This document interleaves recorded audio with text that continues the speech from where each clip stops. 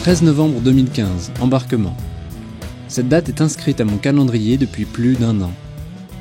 Elle marque le début de cette tournée de projection qui commence au sud du Sénégal, en Casamance.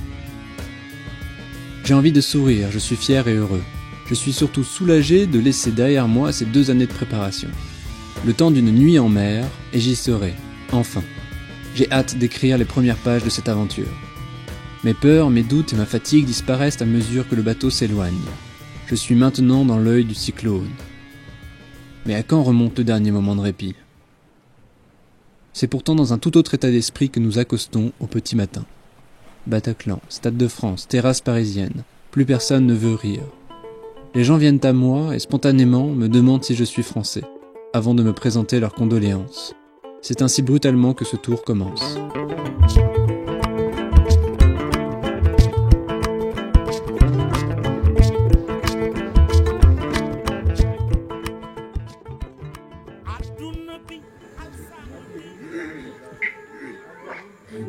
La première séance de projection se déroule exactement comme dans mes rêves, sous un ciel de 1000 étoiles au milieu des manguiers. Une centaine de femmes, d'hommes et d'enfants sont là.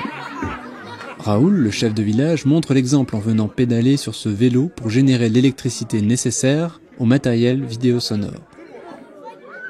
D'autres suivront bientôt pour le relayer. La magie opère.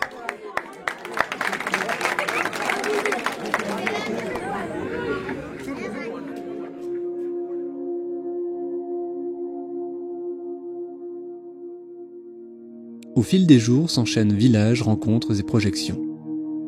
Chaque nouveau kilomètre m'offre son lot de surprises, mais aussi d'indignation.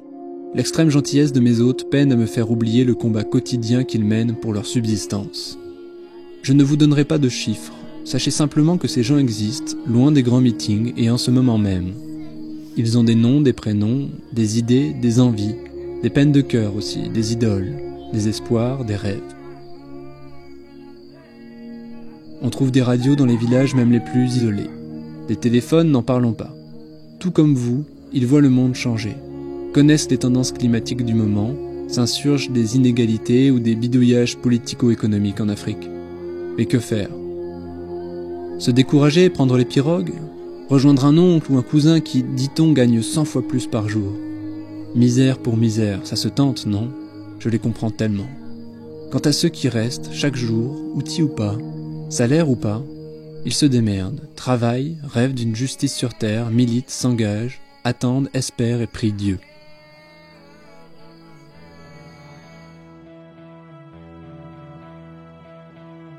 De premières amitiés naîtront bientôt, comme avec César et sa famille à Dioer.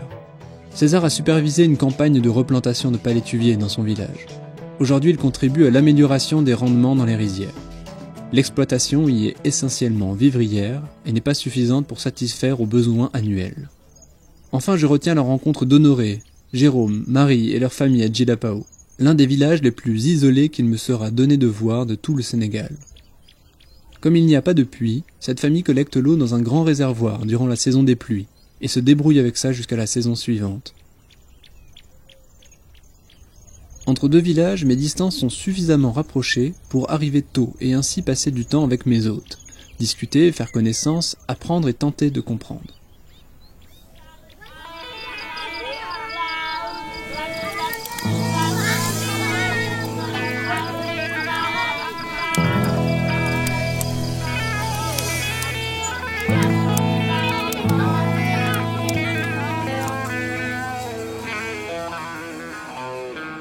« 28 décembre 2015, arrivée à Ibel, le village de Yoro.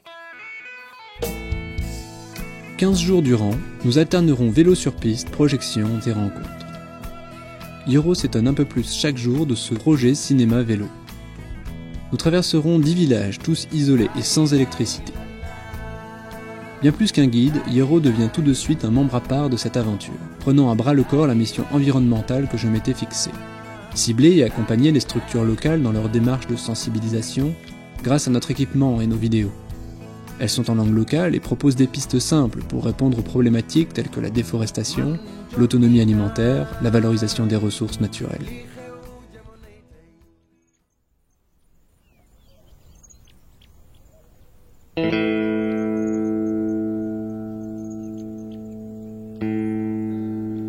Pourtant, après une centaine de kilomètres, c'est le moment de me quitter.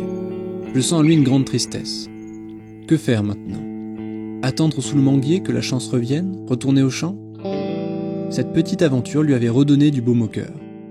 Peut-être est-ce Dieu qui m'a mis sur ta route, me disait-il de manière maladroite entre deux frasques footballistiques. Aussi je lui propose de parcourir 2000 km de plus, jusqu'au bout du voyage. Qui aurait pu croire que ce jeune peul, venu assister un beau jour à une conférence, se retrouve embarqué dans une telle histoire? 3 jours plus tard, un nouveau vélo, équipé, gonflé à bloc avec de vrais freins et prêt. Avant le grand départ, Yoro me soutenait que son village, sans route ni électricité, était le plus pauvre du Sénégal. Durant ses 5 mois d'itinérance, il constate à quel point les disparités sont grandes, les combats inégaux et les défis importants. Ce jeune berger peul du Fouta renoue ainsi avec ses racines nomades. Sa présence et sa forte implication changent totalement la physionomie de cette aventure. Toutes ces nouveautés, ces rencontres, ces idées lui donnent espoir. Avec ou sans diplôme, tout est désormais possible. Il suffit d'oser.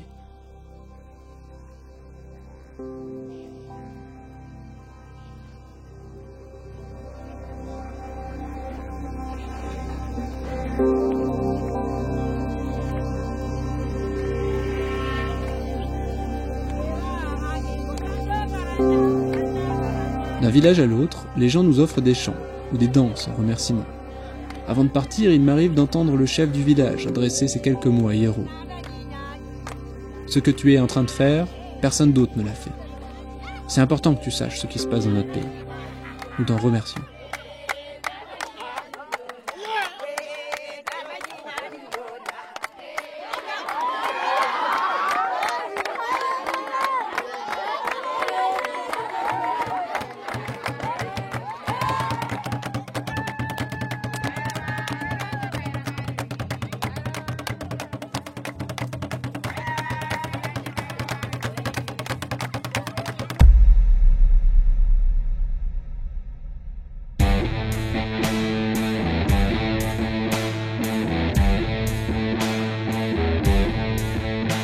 Les longues heures passées sur nos vélos nous laissent tout le loisir de cogiter et de penser l'avenir.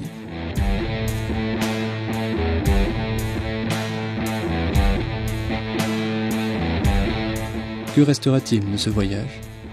Quel sens a tout cela si rien ne subsiste? Petit à petit, l'idée d'une suite prend forme.